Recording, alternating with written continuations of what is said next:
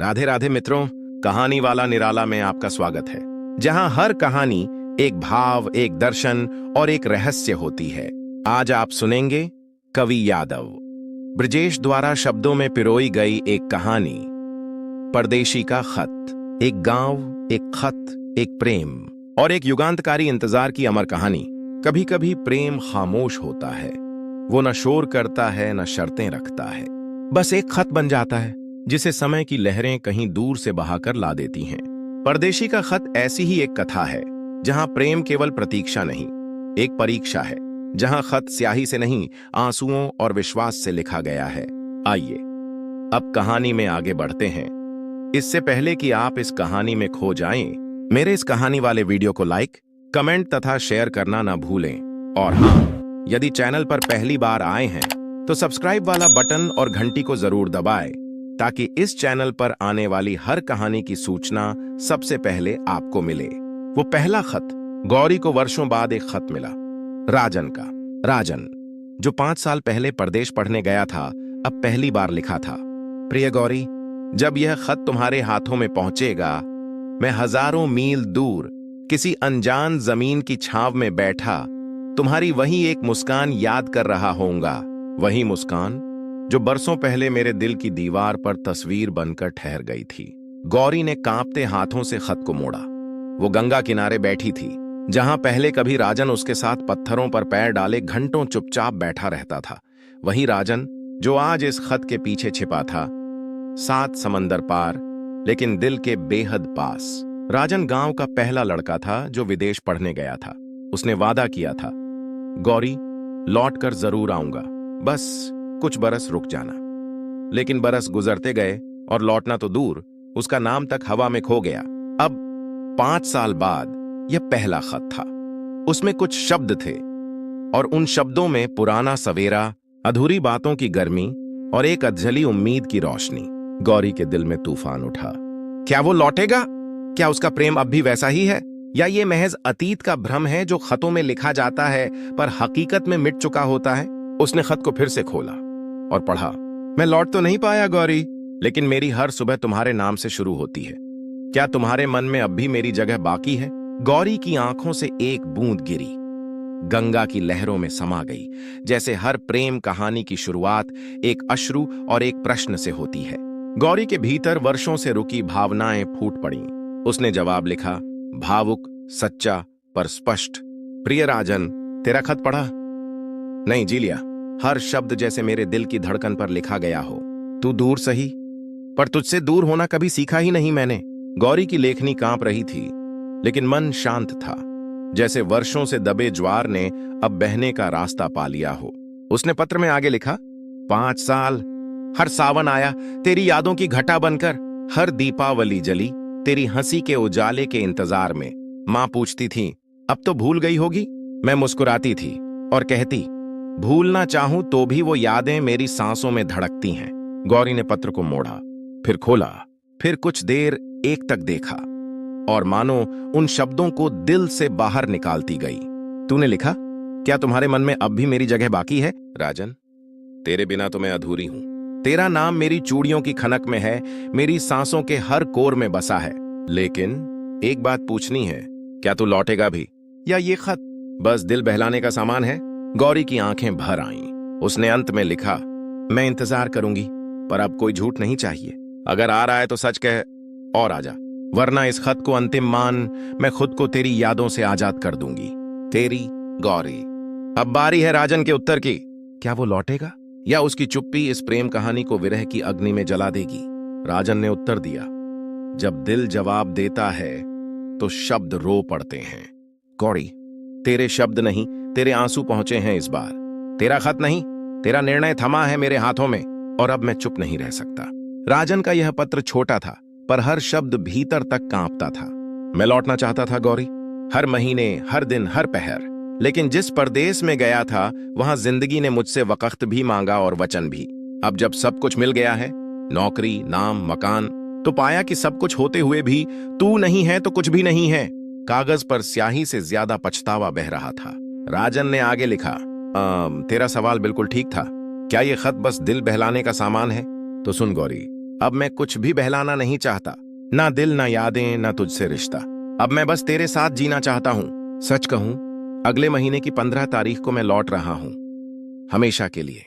तेरे नाम की पायल लेकर तेरे गांव की मिट्टी में पैर रखूंगा। बस तू सामने खड़ी रहना, वही नीली साड़ी पहने, वही छोटी में गजरा लगाए, वही नजर जो एक बार देखे तो वक्त भी ठहर जाए। पत्र के अंत में बस एक वाक्य लिखा था, गौरी तू अब भी मेरी है ना। गौरी का हृदय कांप उठा होगा, लेकिन क्या वो सच में इंतजार करेगी? गौरी की सांसों में फिर एक नई सुबह जगमगाने लगी। फिर वो दिन आया। कुछ वादे लौटते हैं, जैसे सावन की पहली बूंद। 15 तारीख, सूरज आज जैसे कुछ और ही सजीला था।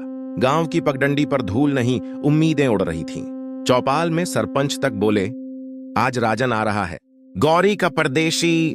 गौरी ने अपनी मां की साड़ी पहन ली थी, वही नीली जिसमें पहली बार राजन ने उसे देखा था। बालों में गजरा था और आंखों में वो प्रतीक्षा जो सालों से पलकों पर ठहरी थी। लेकिन उसके दिल में एक डर भी था, क्या सच में वो आएगा? घड़ी की सुइयों से ज्यादा उसकी सांसें तेज चल रही थीं। दोपहर के ठीक 3 बजे गांव के मोड़ पर धूल उड़ी, एक कार रुकी और दरवाजा खुला। राजन उतरा, शांत चेहरा, आंखों में थकान, पर होंठों पर वही मुस्कान जो गौरी की रूह में बसी थी। गांव के बच्चे उसकी ओर दौड़े, बुजुर्गों ने आशीर्वाद दिया, लेकिन उसकी नजरें बस एक ही चेहरा ढूंढ रही थीं, गौरी। और वो घर के दरवाजे पर खड़ी थी, कांपते होंठ, भीगी पलकें और हाथों में वही पत्र जिसका जवाब राजन बनकर आया था। गौरी जैसे ही राजन को गांव के मोड़ पर आते देखा, उसकी आंखों में सारा सावन उतर आया। वो बिना कुछ सोचे नजरें झुकाए, पायल खनकाती दौड़ पड़ी उस ओर। गांव की वही पगडंडी जहां बचपन में फूल बिछते थे, आज भागती हुई गौरी की चूड़ियां बजीं। राजन कुछ समझ पाता उससे पहले ही, अरे सावधान गौरी, किसी बूढ़े की आवाज दूर से आई। लेकिन तब तक एक क्षीण सी सिसकारी और गौरी का पैर सीधे एक सरकते हुए सांप पर पड़ गया। काले नाग ने फुफकार भरी और पलक झपकते ही काट लिया। गौरी की चीख हवा में गूंजती उससे पहले ही वो गिर पड़ी। राजन का चेहरा पीला पड़ गया। उसने दौड़कर गौरी को उठाया, उसकी कलाई थामी। धड़कन तेज थी और होंठों पर बस उसका नाम, राजन। तुम शब्द अधूरे थे, सांस कमजोर हो रही थी। गौरी, कुछ नहीं होगा, मैं हूं ना, देख मैं आ गया। राजन कांपते हाथों से उसे अपनी बाहों में उठाया। गांव वालों की भीड़ को चीरता हुआ अस्पताल भागा। प्रेम पहली ही मुलाकात में एक अग्नि परीक्षा बन गया। राजन की आंखों में आंसू थे, पर होंठ प्रार्थना बुदबुदा रहे थे। हे नाग देवता, अगर मेरा प्रेम सच्चा है तो इस जहर को मेरी सांसों में उतार दो, पर गौरी को कुछ न हो। गांव के लोग पीछे दौड़ पड़े।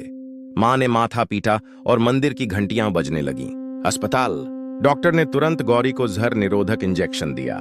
करीब 20 मिनट तक वो बेहोश रही।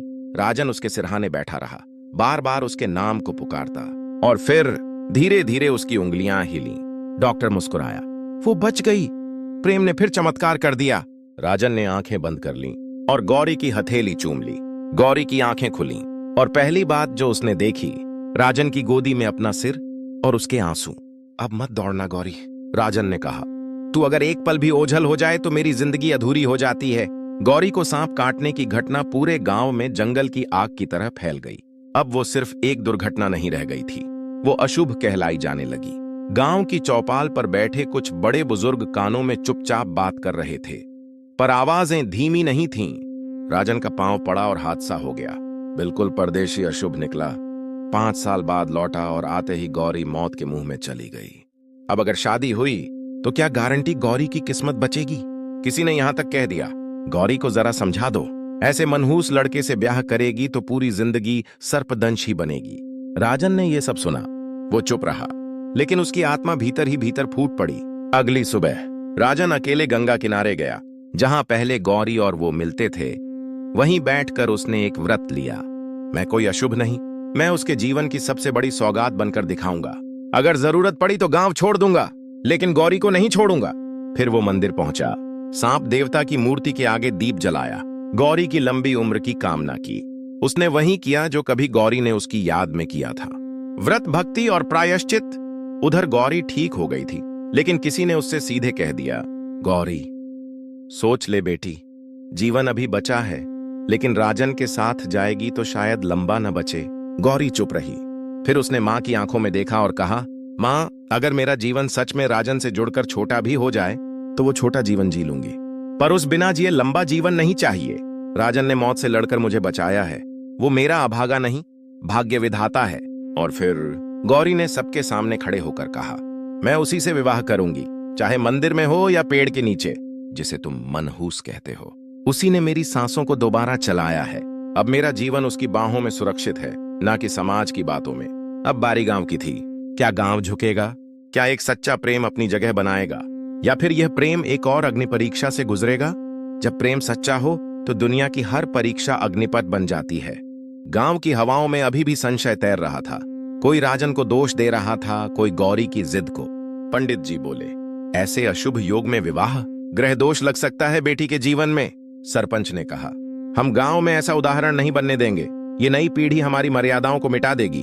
तब राजन आया, चौपाल में सबसे सामने, माथे पर तिलक, आंखों में तेज और हाथ में शिव पार्वती का चित्र। उसने कहा, मैं जानता हूं गांव वालों, मैं 5 साल दूर रहा, लेकिन यह नहीं बदला कि मैं इसी धरती का हूं और इसी धरती पर मेरा प्रेम पलता है।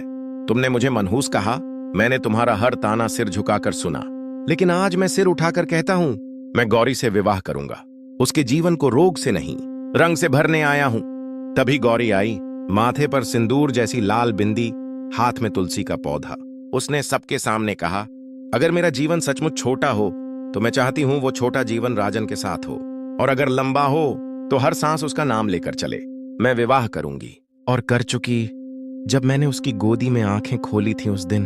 अब गांव 2 भागों में बंट गया।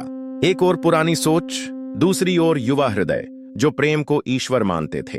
आखिरकार गांव के सबसे बुजुर्ग बाबा जी बोले, प्यार अगर सांप को भी पराजित कर दे तो उसमें दोष नहीं, ईश्वर बसता है।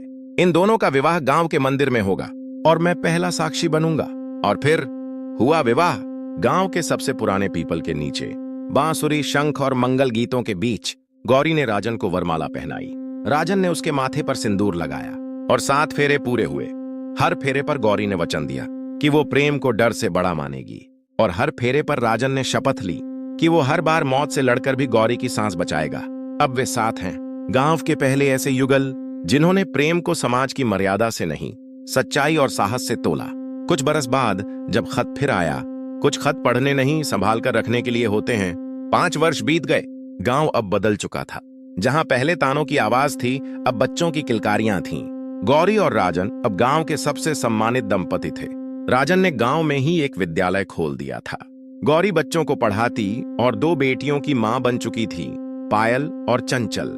उस दिन सावन की पहली बूंदें पड़ी थीं। गौरी घर के आंगन में तुलसी को जल दे रही थी। तभी डाकिया आया, हाथ में एक खत, पीले पुराने लिफाफे में।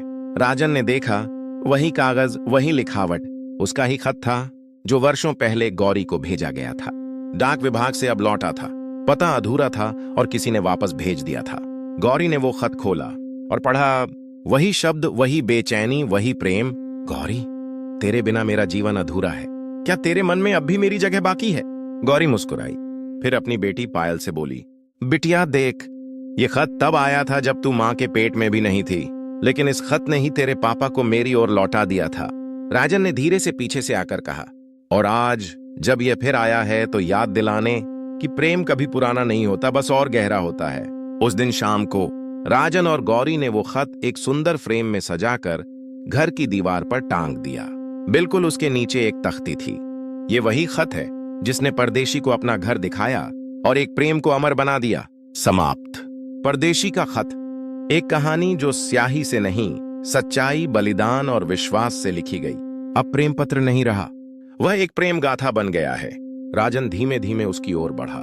कुछ कहा नहीं, बस पास जाकर हाथ थाम लिया और धीमे से बोला, अब कोई खत नहीं, अब हर दिन तेरा साथ है, हर सुबह तेरी आंखों से शुरू होगी गौरी। गौरी ने देखा, कुछ कहा नहीं, बस मुस्कुरा दी। और उस दिन 2 आत्माएं मिल गईं, एक खत की स्याही में और दूसरी वक़्त की आखिरी सांझ में। और अंत में परदेशी का खत अब एक प्रेम कथा नहीं, एक प्रेरणा बन चुकी थी। यह कहानी हमें बताती है कि इंतजार में शक्ति होती है, प्रेम में तपस्या होती है और समाज की आवाज से ऊंची होती है दिल की सच्चाई। राजन और गौरी ने मिलकर सिर्फ एक विवाह नहीं किया, बल्कि एक परंपरा को प्रेम के आगे झुकने पर मजबूर कर दिया। यदि आपको यह कहानी हृदय से छू गई हो तो इसे लाइक करें, अपने प्रियजनों से साझा करें और ऐसी ही कहानियों के लिए कहानी वाला निराला से जुड़िए, जहां हर कथा आपके अंतरात्मा को छू जाती है। फिर मिलते हैं एक नई कहानी में। तब तक के लिए राधे राधे।